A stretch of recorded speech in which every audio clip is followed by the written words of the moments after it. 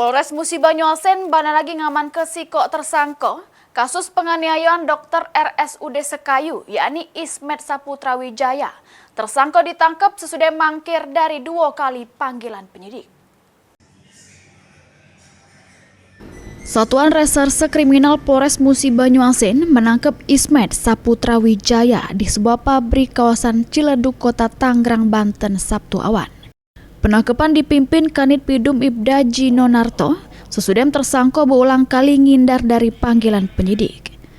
Sesudah diamankan, Ismet langsung digawa ke Polres Mubah untuk pemeriksaan intensif.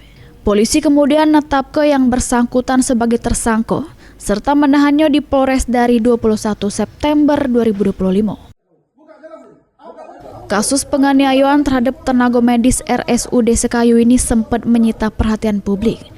Dokter diduga mengalami intimidasi, pengancaman, bahkan sampai kekerasan fisik oleh keluarga pasien.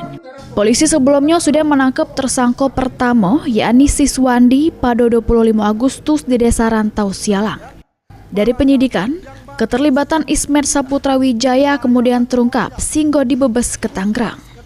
Lambatnya penangkapan terhadap tersangka ini jadi pertanyaan besar publik. Bahkan sampai emak ini, pihak Polres Mubah dak galak ngenjok keterangan terkait lambatnya proses penanganan kasus yang sudah menyita perhatian publik tersebut. Polisi cuma ngenjok rilis tentang adanya penangkapan kedua tersangka. Ruzi Skandar, PAL TV.